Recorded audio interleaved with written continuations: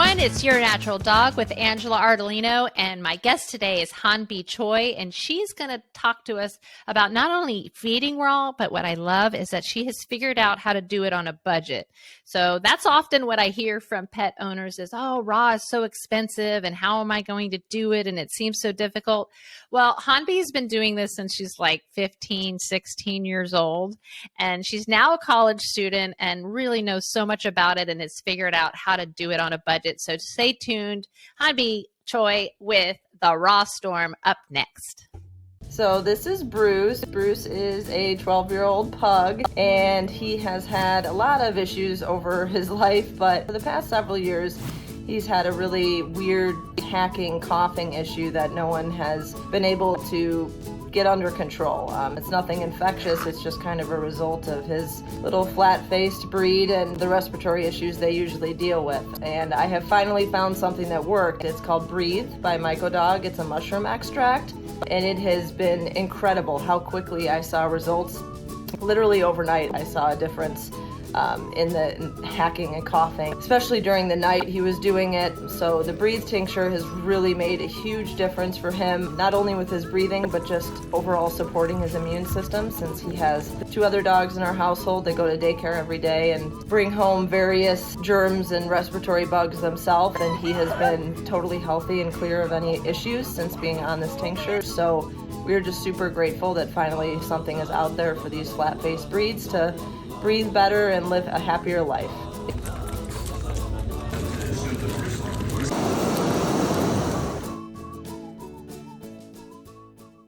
Hey everybody, it's Angela Ardolino with Your Natural Dog, and we're here with Hahnbee Choi, and I'm so excited to have you on.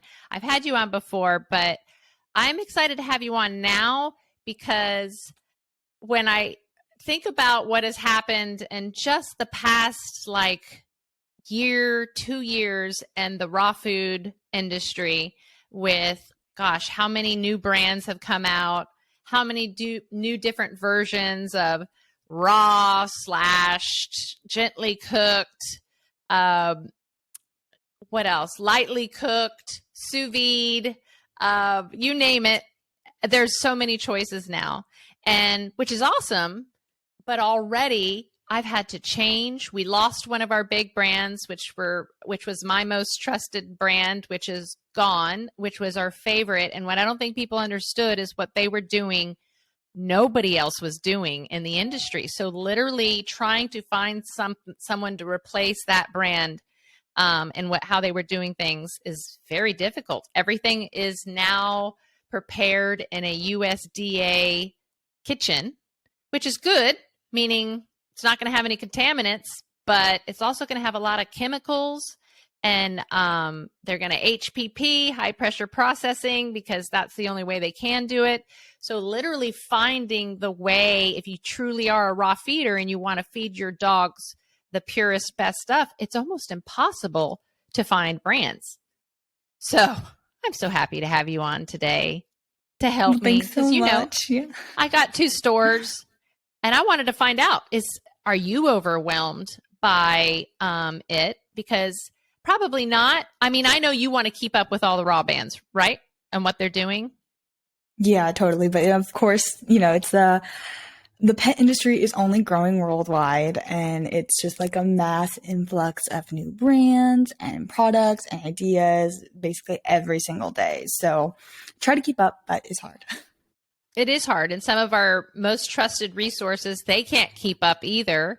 Literally, you'll have, a great brand, and they've been bought up and changed the formula, and I didn't even know. And I am the store owner who I'm just like, wait a minute, why does this look a little different? And then I call, find out, do my research, and then I have to get rid of that brand because now they've changed what they're doing because they've been bought up. So the need to be able to feed our pets ourselves like we can feed ourselves, I think that demand's going to start going up again. Even though there's more choices, I feel like we're going to be more vigilant and really want to take control, which is what I'm trying to do. So how do you, if you are a person who doesn't have time to make their food for their dogs, which I want people to understand, like if I had a young kid in my house still, and I was making dinner every night for my family, I would probably feed my dog whatever we were eating that night. That's probably what I would end up doing right now. But I barely cook for myself anymore. So, how do people find a brand if there are any left and that they're going to change? So how do they know? And then how would you tell somebody that it's not that hard? Like, I remember like people making the step of going raw seemed so scared because we were all taught, oh my gosh, switching their food is going to mess them up. They're going to get sick. You know, all this bullshit we were told about kibble. And you get over that hump and go, wow, this is really easy. This isn't hard at all. This is kind of fun. Holy cow, look at my dog love his food. To now making our own food. And that won't be so scary anymore because it's easier than you think. So first, how do we pick a raw brand? Yeah. So I think the most important thing kind of falls on the owner, unfortunately, because some brands are thankfully super transparent and will give you all the information you need up front. But oftentimes they'll kind of use either like greenwashing isn't the term I want to use, but that's kind of like the direction of just kind of like covering what they don't want to show you and highlighting what they want to do. And them understanding how raw is now popular. And how more and more people, like what was the percentage? I know Rodney Habib shared it one time of the percentage of people who, I think they did a study like in 2018 and it was like, I'm messing all this up. 20% people were interested or doing it. And now like in 2020, it was like 80% people were either looking, switching, which you know that's something like that because these big commercial brands, is it Mars that just bought one of the home delivery ones? You know, the big brands are buying up these raw brands now. That's when you know enough people are interested in it. Yeah, it's kind of coming full circle because I feel like, I guess these past, like in the these past upcoming years, human health, right, has become a really big thing, like the wellness industry and like whole foods for humans. And so it's coming full circle around with pets too, because I saw a funny post. It was like, directed to like millennials, Gen Zs or whatever, but it was like pets are the new children and plants are the new pets. So it's I love that. Yeah, oh my gosh, can I come back in your generation? I love it. We should share with everyone that she's very young and very brilliant and smart. I think the first time I had you on my podcast, were you like 16? Yes, 17 maybe? I still am a baby. I'm only But you know more than most people do. You've become my resource of what the hell do I do now? That's because you're so trusted, because I know that you're truly looking out for the best interest of your dog and then sharing that information with us. So thank you for doing that. But yes, sorry, I keep interrupting you. Oh, no, thank you. That's makes my heart all warm and gushy hearing that from you. But anyways, back to pre-made. You really want to look at sourcing. Sourcing is really a big thing. And number one, this is like my personal pet peeve, is going to be balance. I'm seeing more and more pet foods coming out, just like pre-made raw brands that are staying their complete balance. And of course, balance isn't everything, but it's what we know now. And it's important to follow those guidelines to make sure that you don't have any negative health implications due to a nutritionally unbalanced food. Because I personally, I talk to a lot of people that they have conventional vets and they're like, my vet is so against raw feeding. And it's understandable if they're feeding an unbalanced diet, because unbalanced diets are way worse than even kibble, because at least kibble is going to be somewhat balanced and getting them all their essential nutrients. So number one thing you want to look for is balance, which again, like I said, it can be hard if the company is saying, oh, well, it's balanced. You know, if you don't know and you're just reading the description on the website, how are you supposed to know that it's not? So most pre-mades in USA are going to follow AFCO guidelines. So just saying that it's at least AFCO complete, it is meeting minimum baselines. I mean, of course, none of them are perfect. You know, AFCO, FDF, NRC, they're all guesstimates, and we're still learning and evolving, and we like literally know a minuscule amount of nutrition or information. And we also know that those organizations aren't out for what's best for the pet. So, kind of like in the CBD world, how the FDA and the NASC aren't out for what's best for the pet. They're out to they're a business like everybody else is. They're trying to be a resource or an association kind of thing. So I want people to understand that we think that if it's sitting on a shelf, it's safe for a pet, and it's not. That's not the case. Most kibble have awful preservatives on it, coloring, and the synthetic vitamins and minerals that have to be put back onto it, and then something to make your dog want to eat it. And so that it looks pretty to you. So there's all the artificial dyes. So that's why we're anti-kibble, but also people need to understand that there are very few brands that are doing it right. And even when you find those brands, that you should be feeding them different brands and different proteins all the time, so that you're kind of not just giving them the same thing over and over again, and they're getting that nutrient profile from different protein sources. Yeah, exactly. True? Yeah, totally. That's something I definitely recommend, rotating not only the protein types, so like beef, lamb, chicken, pork, venison, whatever, but brands as well, so you can get a difference and variety in formulation. Like we have all these recalls, just even like for formulation stuff, or even they're going to use different foods or different supplements or different functional foods. Everyone is going to use something a bit different. And also I'd like to argue that the dog, from like an enrichment point of view, enjoys that variety. They're not getting beef every day or whatever, and they will enjoy the variety in their food. Oh yeah, mine do too. Matter of fact, I try to sneak raw fish into their food, and two of them avoid it. So they literally eat everything all around, lick all the other stuff off, and leave the raw fish. I'm like, darn it. I tried to sneak it in there again. So that is a great tip. So how do they recognize on, if you're going to go online, which I have a store. So I always love encouraging people to go into their little local store.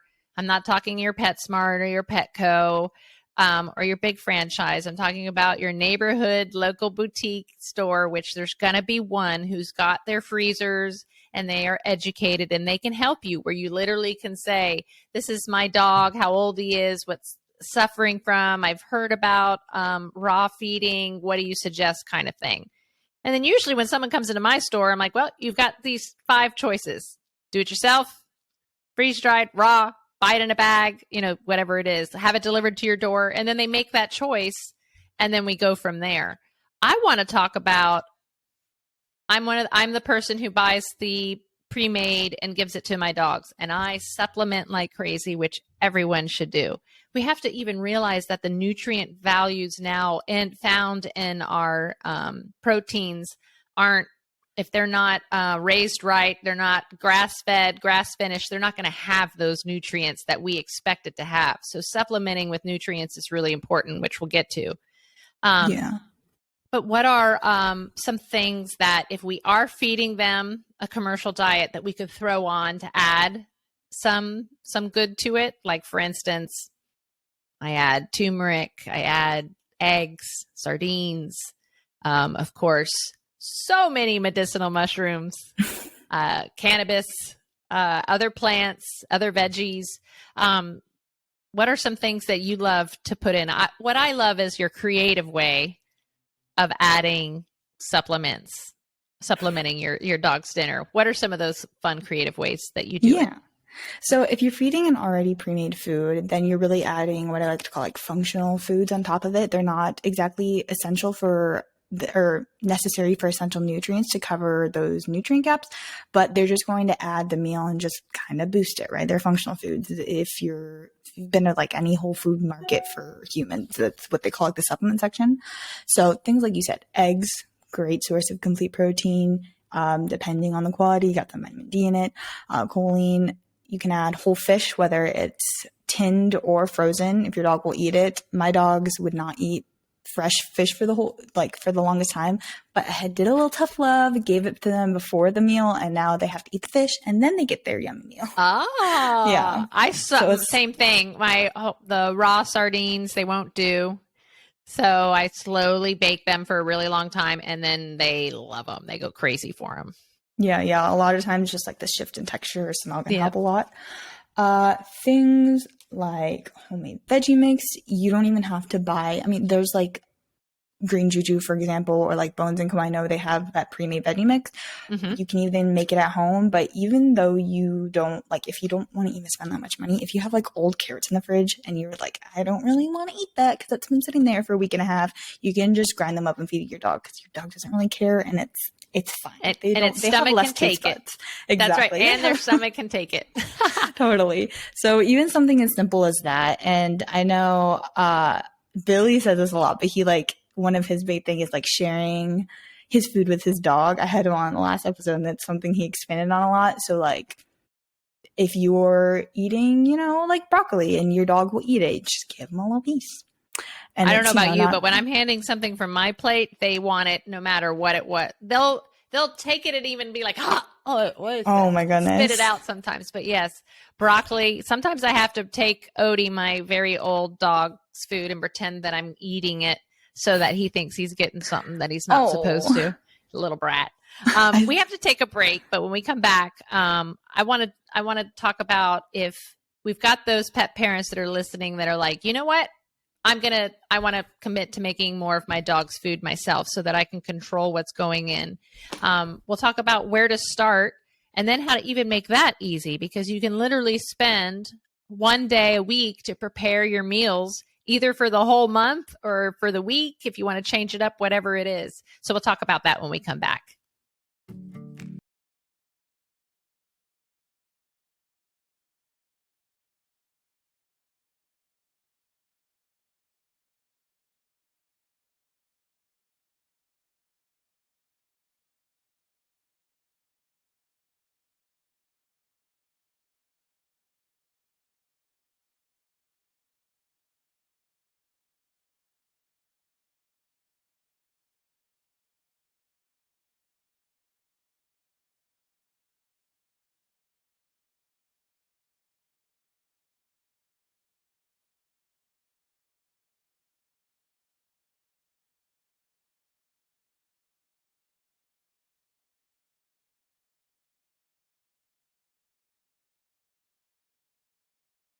And we're back with Hahnbee Choi of the Raw Storm, talking raw feeding, making that leap from maybe buying a pre-made patty meal that you get at your local store delivered to you, how you can maybe make that transition to where maybe once a week you are making their own meals, or if you decide to make that leap, that you can actually prepare them all ahead of time. So it's just as easy.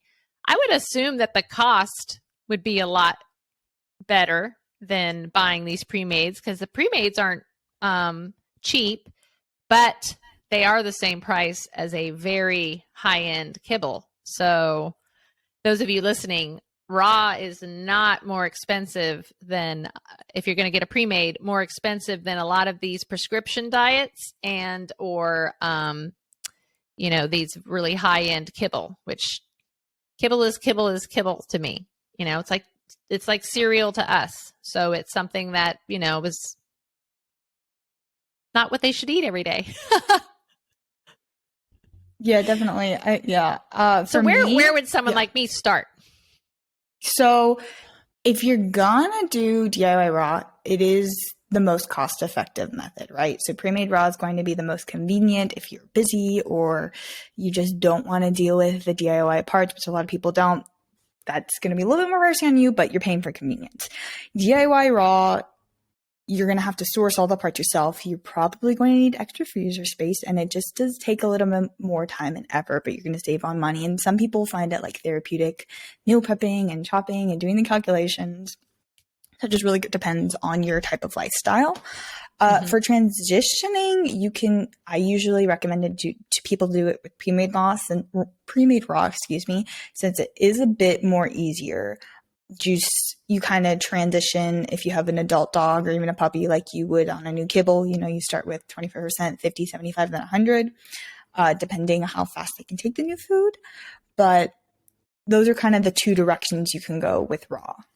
Awesome. So basically what you're saying is, like if you feed your dogs pre-made patties and for Nina, for instance, she gets 3 a day, maybe I would do 2 a day and supplement something else into her diet to make up for that last patty. And then slowly over time, go to 1 patty. And then, if I wanted to do her complete meal, I could.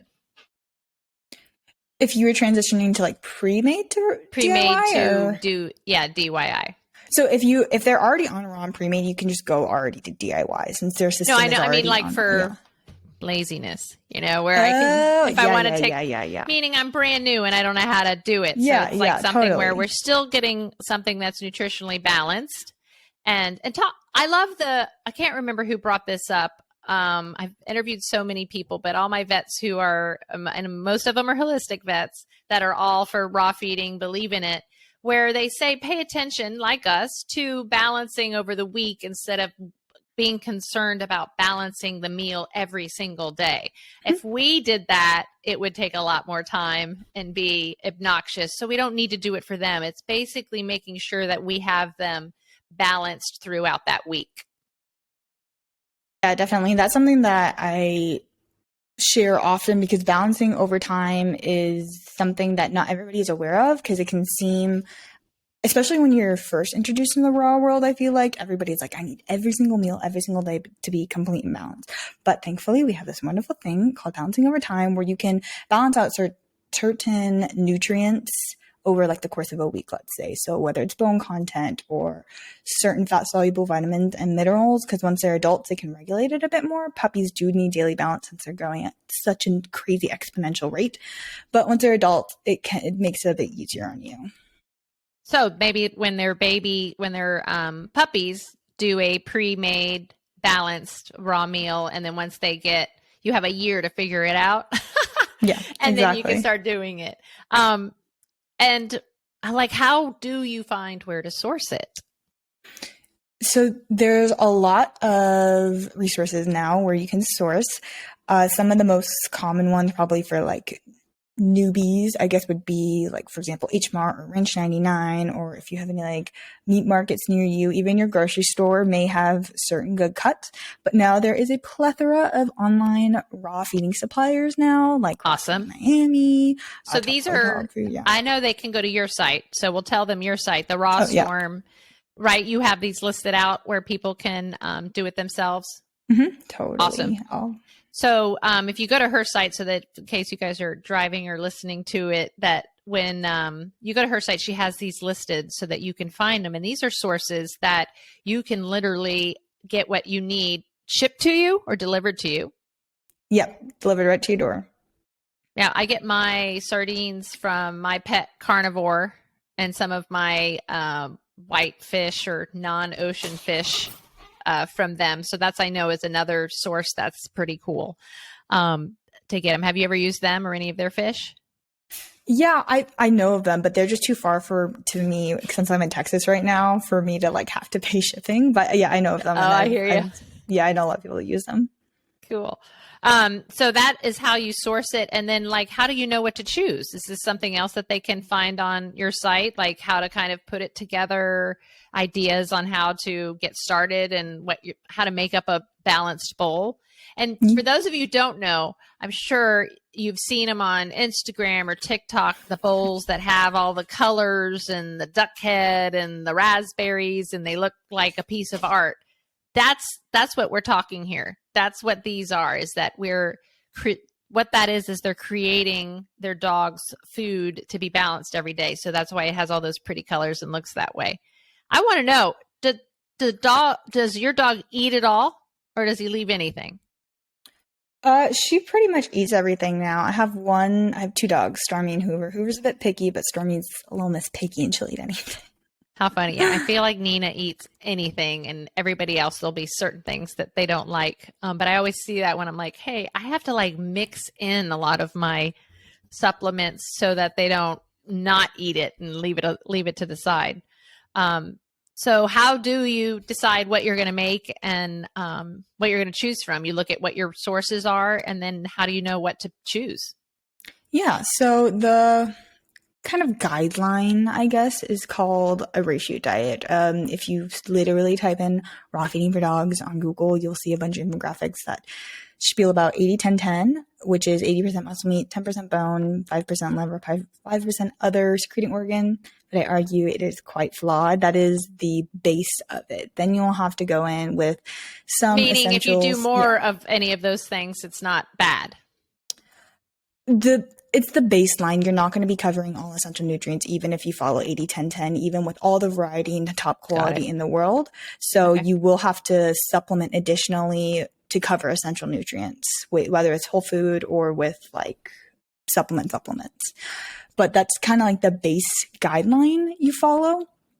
So, muscle meat's going to be things like heart, lungs, just more normal, like beef round or whatever, edible bones, so things like turkey necks, duck feet, chicken heads, things like that.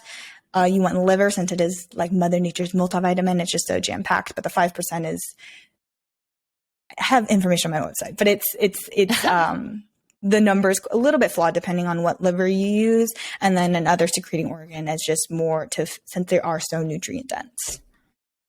Awesome. And then once you have all that, then they can find out. So they do that balance.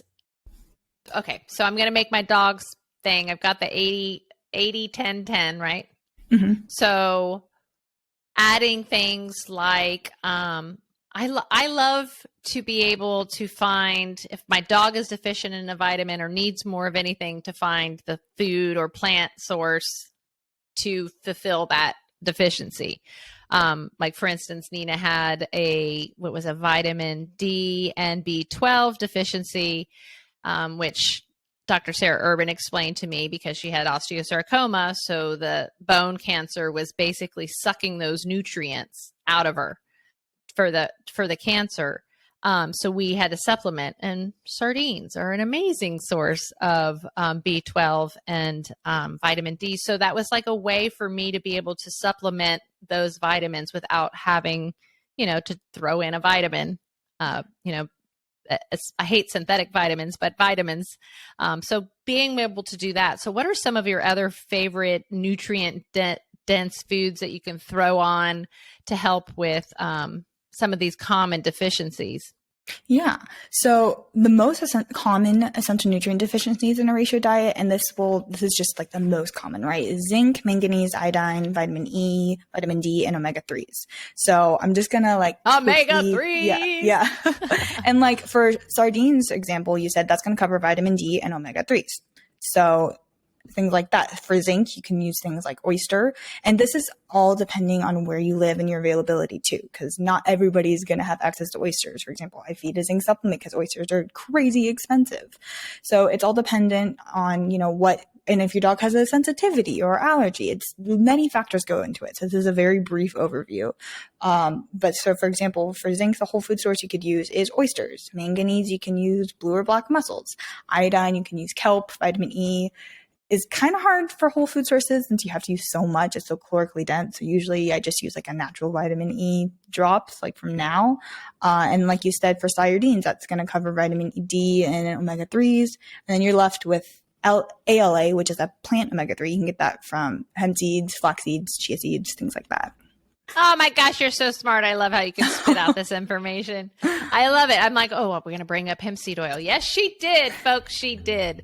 And I want to talk about, touch on fish oil just for a moment because, and I also want to touch on making sure what we're giving our dogs from the ocean. A lot of people are understanding the benefits of fish, but how we have to be careful because our oceans are so contaminated now, and why we keep saying sardines, because they're a small fish and not a big fish, and so they're less contaminated, but also seeking out where maybe you can find freshwater fish that are just as are almost as nutrient rich as something from the ocean. Do you know any of those? Any freshwater fishes? Have you been using any of those?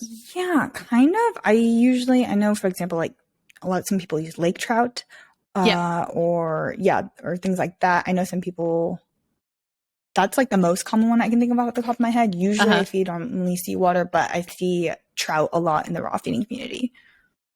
And Cool. wait, smelt? Is that a freshwater? Is what? Smelt? I can't remember. I can't either. I don't remember. I know it's hard, but I want people to understand why they need to get away from salmon. Most salmon is farmed, and it is a terrible practice, and they are literally have nothing left nutrient wise besides the fact that it's polluting the ocean. But fish oil and how it goes rancid. And I feel like every time I turn around, gosh, especially on TikTok, man, I'm being pushed to fish oil. And I just, I feel like fish oil, everyone understood the importance of it. And so then everyone came out with one. The problem is even if it is the best damn fish oil they could possibly make, the moment that air hits it, it starts to oxidize and go bad. So finding those sources other than just squirting or putting an oil on your dog's food. Can you put like a capsule? Like a fish oil capsule? Or is Yeah. So I know there's some companies like the Nordic Naturals, ones that even like Nordic Naturals has capsules. I don't know if they're for pets. I know they make capsules, but I remember they're like flavored for humans. So I don't know about that. They do have a pet line. Oh, okay, cool. Yeah, so you can do that. Or have a capsule that doesn't have any flavoring in it, because I remember talking to them at HVMA.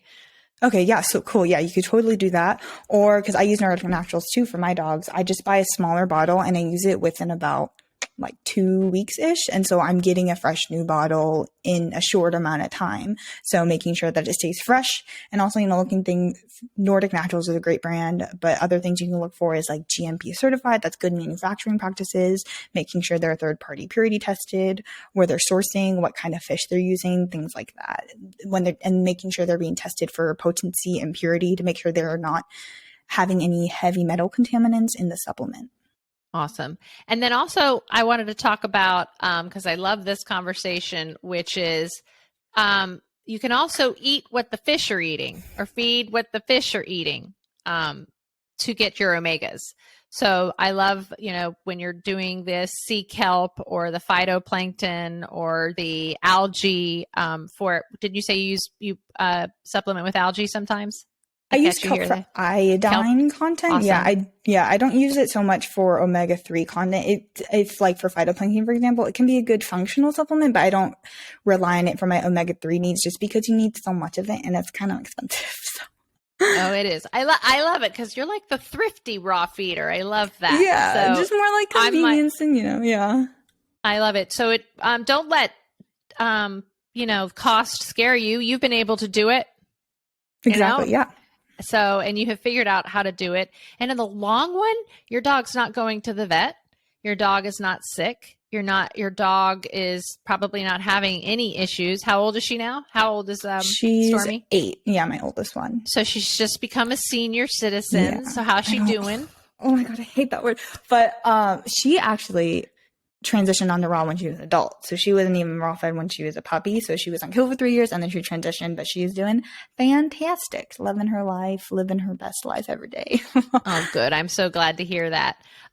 Well, I want everyone to get your information so that they can follow you and get your guides and your recipes, and then absolutely follow you on social media because your videos are always informative. I just found you on TikTok and it's fabulous. Oh, thank you. And just following in her little tips, even if you are still, just buying a commercial brand, she gives you so many tips on how you can go ahead and supplement with some of those yummy things. So tell people how we can get in touch with you.